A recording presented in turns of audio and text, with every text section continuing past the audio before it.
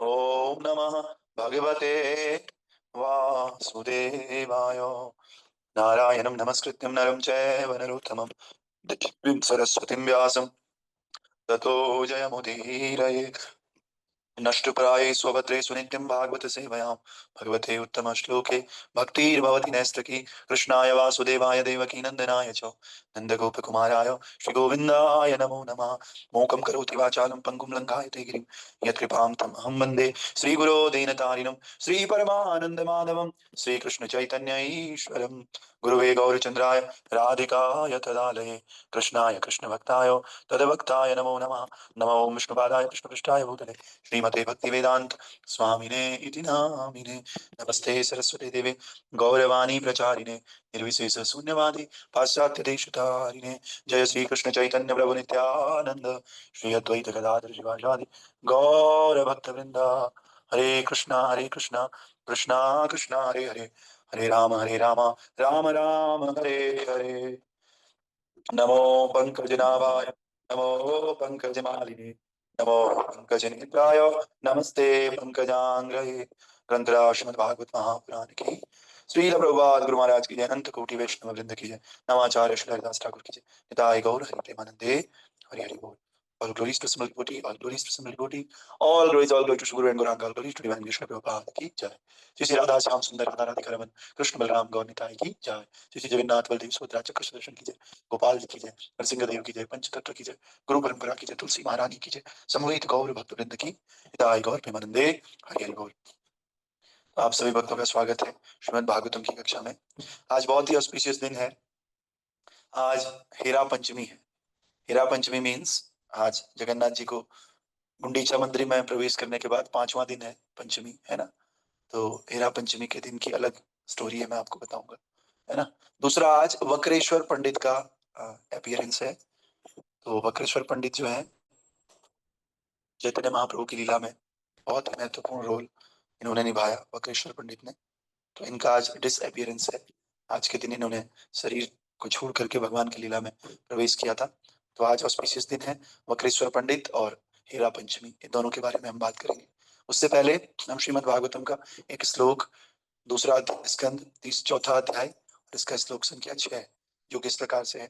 भूयो एव विवित्सामि भगवान आत्म मायया यथेदं सृजिते विश्वं दुर्विभावप्यमतीश्वर। भूयो एव विवित्सामि भगवान आत्म मायया यथेदं सृजिते विश्वं दुर्विभाव्यमधीश्वर। हरि बोल। हरे कृष्ण। हरे कृष्ण प्रभु जी। यस। भूया एव विवस्सामि भगवान आत्म मायया विविद्धेदं सृजते विश्वम विषयम दुर्विभाव भावमि सिद्ध्रे। हरे कृष्ण प्रभु जी। धन्यवाद मंत्र जी। भूया एव विवित्सामे भगवान् आत्ममायया यथेदं सृजते विश्वं दुर्विभाव्य मधीश्वर।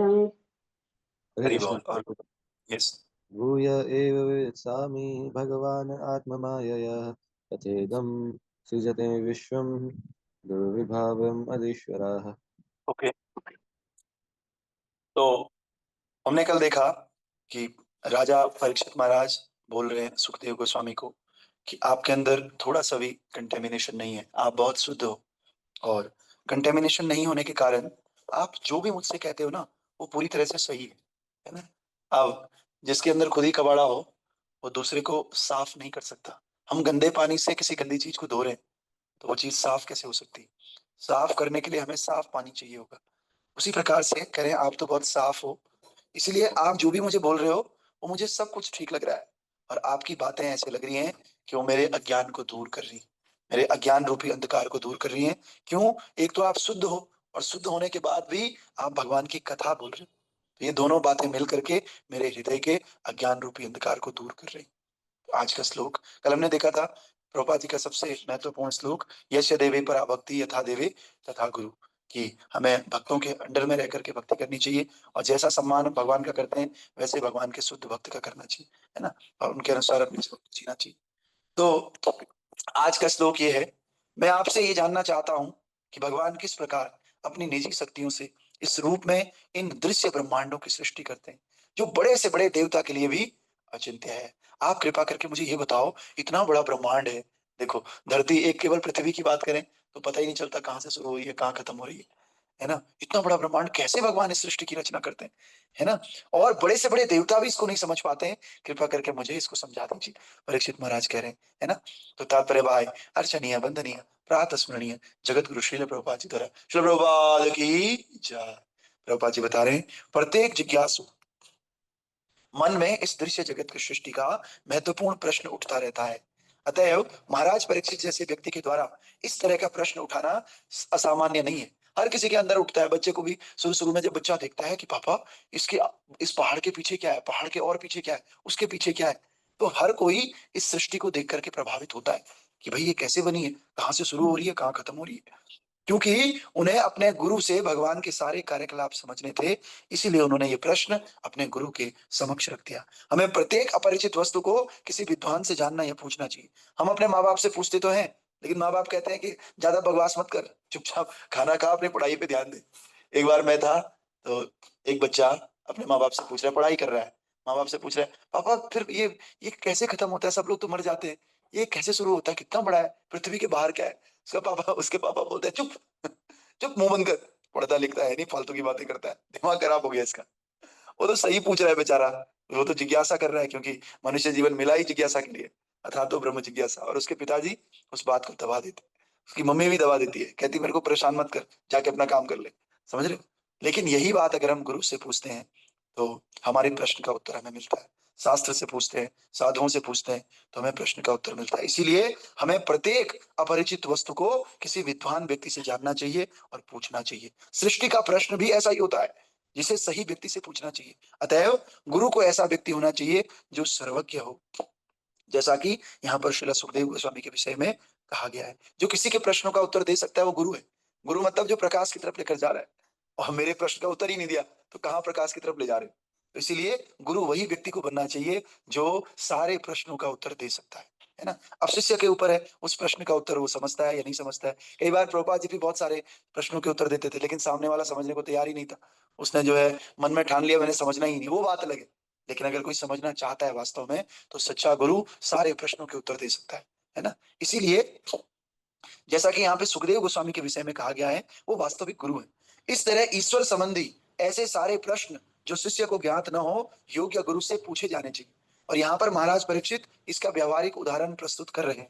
किंतु महाराज परीक्षित को यह पहले से ज्ञात था कि प्रत्येक दिखाई देने वाली वस्तु भगवान इस शक्ति से उत्पन्न होती है ना? जैसा कि हम श्रीमद् भागवतम के प्रारंभ से ही सीख चुके हैं। जन्माद यस्य यतः, भागवतम का पहले श्लोक बोलता है जन्माद यस्य यतः, यानी कि सारी वस्तुओं का जन्म जिन भगवान श्री कृष्ण से होता है उनके बारे में बात चल रही है। जन्माद यस्य यतः।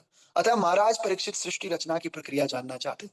लेकिन देखो, जिज्ञासा तो होनी चाहिए, लेकिन हमारे उल्टे सुलटे प्रश्न नहीं होने चाहिए जिज्ञासा में, है ना? तो एक बार महाराज को कोई प्रश्न कर रहा था, मैं भूल गया क्या प्रश्न था, तो महाराज मैं याद करूंगा, कल तक बता दूंगा। तो उसने प्रश्न किया ऑनलाइन, तो महाराज कह रहे क्या प्रश्न करता है, तू पूछा ही मत कर। कह रहे भक्ति वक्ति कुछ करना है नहीं, तेरे को क्या लेना देना, है ना? तो मैं याद करूंगा। फिर ऐसे ही प्रश्नों का भी हमारा एक लेवल होना चाहिए, ऐसा नहीं कुछ भी पूछ रहे हो। जिस जिस प्रश्न का हमारे आध्यात्मिक जीवन में कोई उन्नति नहीं होती है, वो प्रश्न पूछना ही नहीं चाहिए। हमें क्या लेना देना भाई, ऐसा क्यों नहीं हुआ, भगवान ऐसा क्यों नहीं करते हैं, अरे छोड़ो। भगवान क्या कर सकते हैं उसके बारे में प्रश्न करो। कैसे हमारी भक्ति में प्रगति हो सकती है, कैसे हमारा उद्धार हो सकता है, उस बारे में हमें प्रश्न करना चाहिए। तो जो परीक्षित महाराज है वो भी ऐसा ही प्रश्न कर रहे हैं, है ना? तो अतः महाराज परीक्षित सृष्टि रचना की प्रक्रिया जानना चाहते थे कि सृष्टि कैसे बनी। और ये सृष्टि जो रचना का प्रक्रिया जाननी है, फिलोसॉफिकल क्वेश्चन है, इसमें दर्शन प्रस्तुत होता है। इसलिए फिलोसॉफिकल क्वेश्चन हमें पूछना चाहिए। हमें ये नहीं बोलना चाहिए महाराज 12 आदित्य थे, उनके बेटे का क्या नाम था, मुझे जानना है महाराज। या प्रभु जी मुझे जानना है क्या नाम था उसका, मुझे याद नहीं आ रहा है। अरे हमें नहीं पता उसका नाम, और नाम जान के उसकी मुक्ति होने वाली भी नहीं है। मुक्ति होती है फिलोसॉफिकल क्वेश्चन से, क्योंकि जब हम फिलोसॉफी से रिलेटेड क्वेश्चंस करते हैं तो हमारा दर्शन क्लियर होता है। दर्शन क्लियर होता है तो भगवान में और फेथ बढ़ता है। लेकिन उसके बेटे का नाम क्या था, उसके चाचा के बुआ का नाम क्या था, नहीं जानना तो चाहिए ना। अरे ऐसे तो दुनिया भर की चीजें होंगी। ये थोड़ी याद रहेंगी, कभी याद होने वाला नहीं है। ज्ञान तो जितना आप प्राप्त करो याद होने वाला नहीं है। लेकिन एक बात हमें क्लियर होनी चाहिए, भगवान कैसे एक सृष्टि की रचना करते हैं, भगवान कैसे हमें अपने भगवत धाम बुलाते हैं, हमारा जन्म क्यों होता है, मृत्यु क्यों होती है, इस संसार में हम आते क्यों हैं, और ये जो मनुष्य जीवन है इसका उद्धार कैसे हो सकता है। ये सारे प्रश्न हमारे जीवन में उठने चाहिए, और जो लॉजिकल है, वास्तव में साइंटिफिक क्वेश्चंस हैं, they should be asked to your counsellor, to your facilitator, to your guru Maharaj. तो ये सब पूछे जाने चाहिए प्रश्न, है ना। और ऐसे ही अतः महाराज परीक्षित सृष्टि रचना की प्रक्रिया जानना चाहते थे। उन्हें सृष्टि का उद्गम ज्ञात था, अन्यथा वे यह प्रश्न, अब आज जैसे बकरेश्वर पंडित जी का तिरोभाव है, अब आप मेरे से पूछो प्रभु जी बकरेश्वर पंडित जी के पिताजी का नाम क्या था, मुझे नहीं याद। नहीं है याद, बहुत सारे वैष्णव है, नहीं, उनकी तिथि याद नहीं है, उनका जन्म कहाँ हुआ नहीं याद है ना। लेकिन philosophy should be very very clear, और याद हो भी नहीं सकती। आपने देखा होगा महाराज और बड़े बड़े जो संत होते हैं वो भी किताब लेकर के बैठते हैं, और यही वास्तव में विनम्रता है ना। तो इस प्रकार से हम बस रीड करके, हम उनके बारे में उस दिन समझ करके अपनी चेतना को प्योरीफाई करते हैं, उनके बारे में सुन करके। मकसद ये नहीं है कि उनको याद करना है, रट रट के याद करना है, मकसद ये है उनकी चर्चा करें। हर साल उनका बर्थडे आए, उनके पापा का नाम भी लिया जाए, लेकिन याद रहे ऐसा जरूरी नहीं है। कोई टेस्ट में थोड़ी बैठ रहे हैं हम कि टेस्ट में बैठना है उनके पिताजी का नाम भूल के रट रट के जा रहे हैं, है ना। तो हमें खूब नाम लेना है, खूब वैष्णव की चर्चा करनी है ना। तो इस प्रकार से उन्हें सृष्टि का उद्गम ज्ञात था, अन्यथा वे ये प्रश्न कैसे कर सकते थे। श्री भगवान ने अपनी विभिन्न शक्तियों से इन घटनाओं से परे जगत की सृष्टि कैसे की। सामान्य व्यक्ति भी जानता है कि ये सृजन किसी सृष्टा द्वारा किया जाता है। सृष्टि अपने आप उत्पन्न नहीं हुई। हमें संसार में ऐसा कोई प्रैक्टिकल अनुभव नहीं जहां कोई वस्तु अपने आप ही उत्पन्न हो गई हो। मूढ़ लोग कहते हैं कि सृजनात्मक शक्ति स्वतंत्र है और उसी तरह स्वतः कार्यशील है जिस तरह इलेक्ट्रिसिटी कार्य करती है।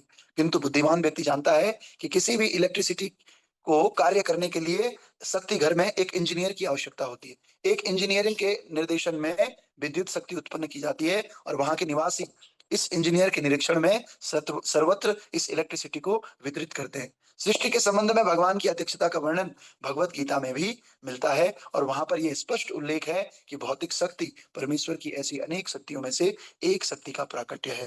परास्य शक्तिर विविधे श्रूयते। तो कह रहे हैं कि भैया लोग सोचते हैं कि सृष्टि अपने आप हो गई, जैसे बिजली है, बिजली अपने आप आती है, नहीं, उसको बनाना पड़ता है और कोई ना कोई इंजीनियर वहां बैठा है जो उसको कंट्रोल करता है। उसी प्रकार से ये सृष्टि भी अपने आप नहीं बनी। भगवान कह रहे मया अध्यक्षेण प्रकृति सूयते सुचराचरम, ये प्रकृति मेरी अध्यक्षता में कार्य करती है। तो इस प्रकार से प्रकृति स्वतंत्र नहीं है। ऐसे नहीं कि अपने आप ही हो जाता है, ये सृष्टि अपने आप ही बन जाती है, नहीं, भगवान इसको बनाते हैं, या फिर ब्रह्मा जी को बनाने के लिए बोलते हैं कि ब्रह्मा जी आप बना दो, मैं सामान देता हूँ, मैं ब्रह्मा जी को शक्ति प्रदान करता हूँ, और इस शक्ति से आगे चल करके सृष्टि का निर्माण करते हैं, है ना। तो अपने आप भक्त कुछ भी नहीं होता। एक बार प्रभुपाद जी को किसी ने पूछा, साइंटिस्ट ने, कि भाई ऐसे कैसे बन सकता है, अपने आप ही हो जाता है जी। तो साइंटिस्ट को प्रभुपाद जी बोलते हैं कि जो ये ग्लोब बना हुआ है, ये ग्लोब रहता है वहां पर, तो ये ग्लोब बोला अपने आप ही बन गया, ग्लोब अपने आप ही आ गया। साइंटिस्ट कहता है कैसे आप मूर्खतापूर्ण बातें कर रहे हैं, ग्लोब अपने आप कैसे बन सकता है ना। तो प्रभुपाद जी कह रहे हैं भैया मूर्खतापूर्ण तो तुम बोल रहे हो, जब नकली ग्लोब अपने आप नहीं बन सकता है तो असली ग्लोब अपने आप कैसे बन सकता है। नकली ग्लोब छोटा सा है, उसके लिए तुम कह रहे हो कि नहीं ये किसी ना किसी ने बनाया होगा। छोटा सा पेन हमारी जेब में रहता है, उसको भी हम मानने के लिए तैयार नहीं है अपने आप बनाए। तो इतना बड़ा सृष्टि कैसे अपने आप बन सकता है, कोई ना कोई है जिसको चला रहा है, वो भगवान श्री कृष्ण है। गीता भी कह रही है, भागवत भी कह रही है, वेद पुराण उपनिषद सब चिल्ला चिल्ला के कह रहे हैं कि भगवान Shri Krishna is the supreme controller. लेकिन अब कुछ लोग आंखें बंद कर देते हैं, कान बंद कर देते हैं, देखना ही सुनना ही नहीं चाहते, तो हम क्या कर सकते हैं, है ना। तो इस प्रकार से ये, तो आज इसको यहीं पे छोड़ देते हैं, लेट हो जाएगी, कल इससे आगे हम चर्चा करेंगे। फिलहाल